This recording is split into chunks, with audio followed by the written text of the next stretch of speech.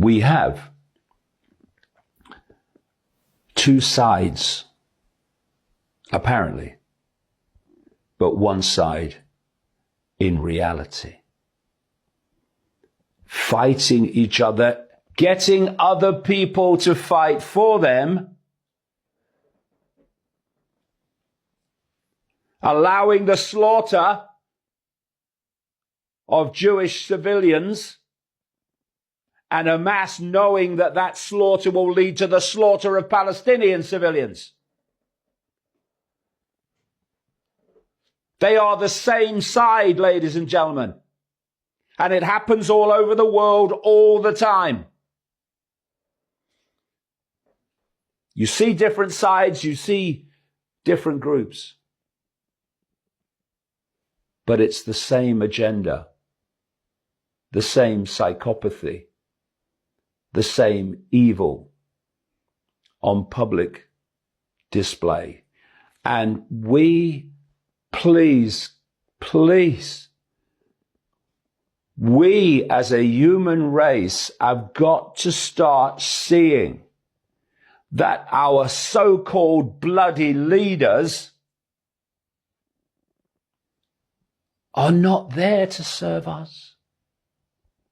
They're there to serve an agenda, to enslave us on a level never seen in known human history. And you know,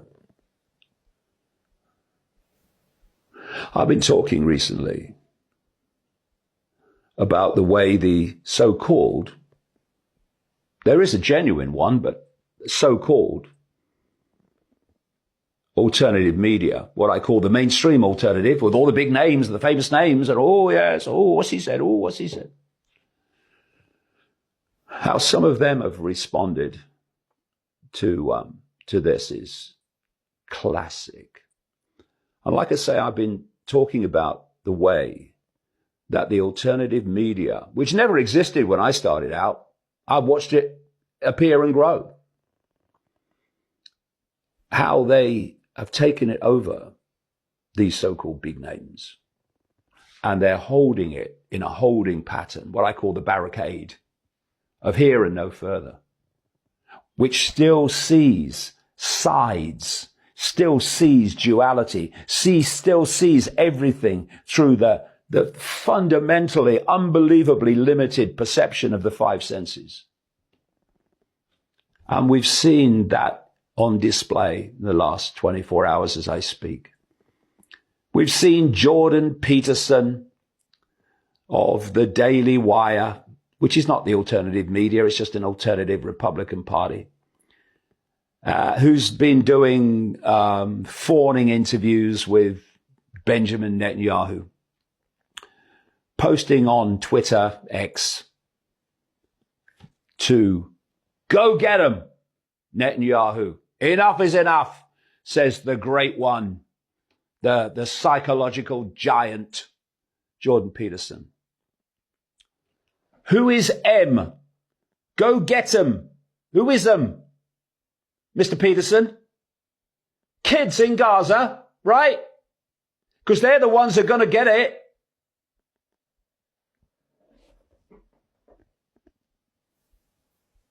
Someone from the alternative media taking a side because he hasn't got a bloody clue there even is a cult. Never mind, it's got an agenda for the world.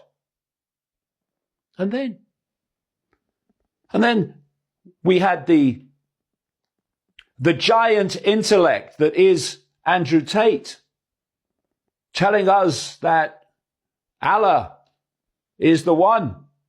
Allah is commanding, cheering Allah.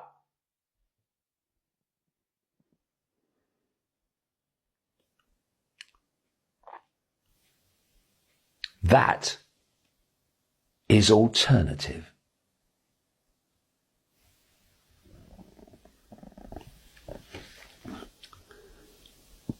What a joke. I've been watching the mainstream alternative media being taken over by barely one-dimensional buffoons and main chancers and comedians. And we need to take it back. Because without a genuine alternative media, with a genuine perception of what is happening in the world, we have no alternative to the continued duality of sides and us against them when the same hands are holding the strings of all of them. Come on, people. This has got to stop. We can't let the perception of sides and leaders and different regimes delude us to what's happening. We can't let these bloody Pied Pipers of the alternative, mainstream alternative media lead us to the edge of the cliff with a cul-de-sac diversion of what's going on.